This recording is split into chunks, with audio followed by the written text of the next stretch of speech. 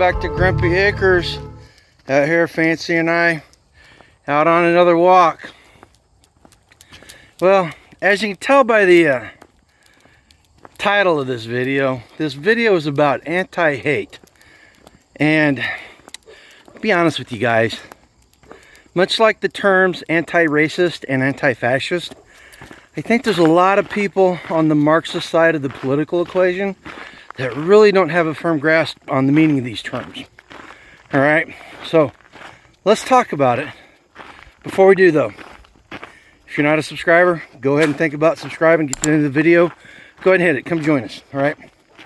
All right, so why the topic of anti-hate?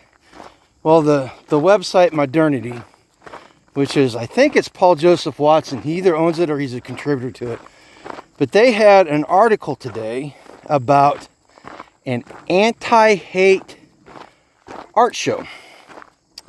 And in this art show, I guess you'd call it performance art, they had a group of people playing soccer with the decapitated head of Donald Trump, or at least a soccer ball that looked like it.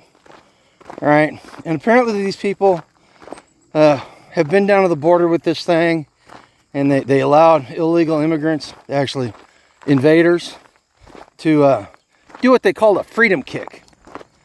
Yeah, I think they're missing the whole idea behind anti-hate. You know, these are the same people that will look you in the eye and very straight-facedly go, I don't wish harm on anybody, but I wish that they'd shot Donald Trump right between the eyes. Right? Same type of people. You know, okay, so why does this concern us, right? Because, I mean, really, it's just crazy Marxists being crazy Marxists, right? Well, yeah, not so much. All right, these people have a hatred for anybody that does not agree with them. And historically, Marxists have no problem committing acts of violence upon anybody and everybody. You know, this is one of the things, I'm very pro-gun. You know, every American has the right to own a gun. But some Americans owning guns scare the hell out of me. There's been a rise of leftist gun clubs in the last 5 or 6 years. And historically, whenever Marxists figure out how to use guns, one of the first things they do is to stick them in the back of their heads of their political opponents and pull the trigger. I mean, let's be honest, it's much easier than just debating them and trying to win in the intellectual arena, right? When you just get rid of all your opponents and there's nobody left to debate you. Anyway, you know, and this goes from the bottom all the way up to the top of the Democrat Party. You know, Obama, his book, what was it? My Father, whatever it was. Obama's book, his first one, was ghostwritten by Bill Ayers. And Obama told everybody that Bill Ayers was just some guy in the neighborhood that was mentoring him. Yeah, well, Bill Ayers was one of the founding members of the Weather Underground. And if you don't know who the Weather Underground is, they were responsible for a series of bombings and killings in the late 60s, early 70s. And they're basically Maoists, right? And Bill Ayers and his compatriots in the Weather Underground were taped having a conversation where they nonchalantly said, yeah, up to 25 million Americans may have to be killed in order for the revolution to succeed. And when they said killed, they were talking about sent to re-education camps and the likes of that. So, you know, it's an infection that starts a long time ago and goes all the way up to the top. Because if you think Barack Obama and his crew are not running things behind the scenes right now, then you have not been paying attention, and you have not been listening to what they say. Right? The Democrat leadership has very little concern about your and mine well-being. In fact, they don't have very much concern about anybody's well-being but their own. You know, you got John Kerry saying that the First Amendment is an impediment to government. You've got Hillary Clinton saying people that talk disinformation or misinformation need to go to jail, or Trump supporters, MAGA people, need to be put in re-education camps, right?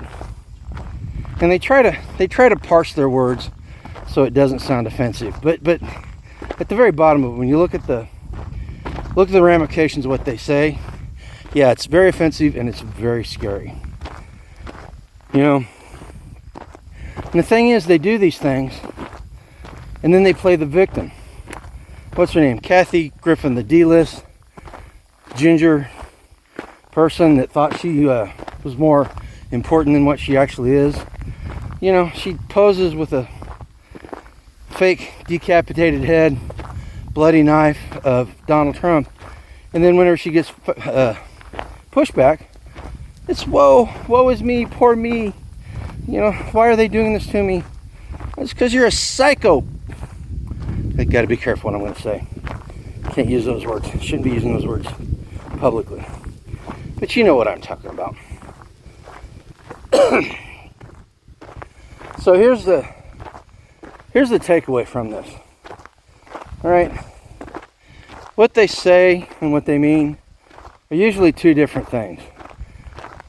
They don't believe it is, but it is. When you look at their actions and compare it to their words, then yeah, they're two different things. And when they start saying that they want people dead, really need to pay attention to that.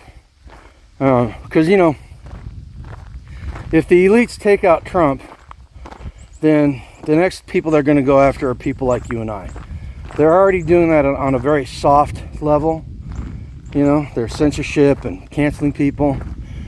But if they gain control and they have the ability, the freedom to do what they want, then there's no doubt in my mind that patriots and conservatives in the United States are going to be subjected to the very same stuff that the anti-communists in Soviet Russia and the anti-Nazis in Nazi Germany and 4 million Cambodians were all exposed to, right?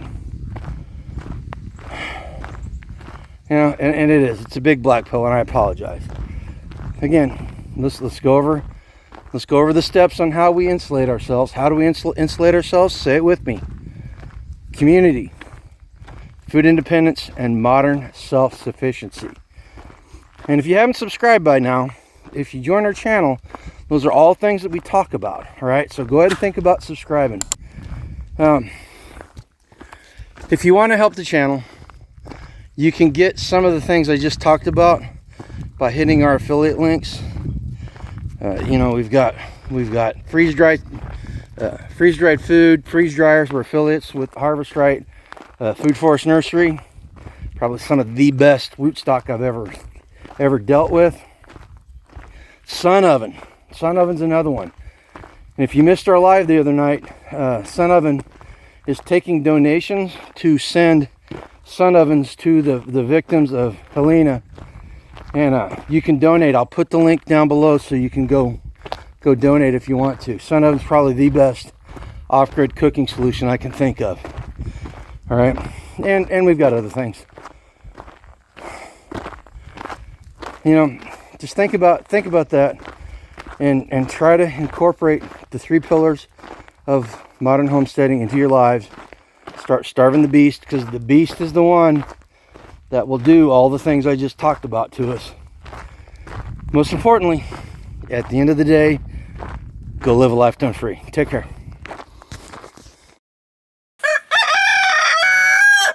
Thanks, Milo.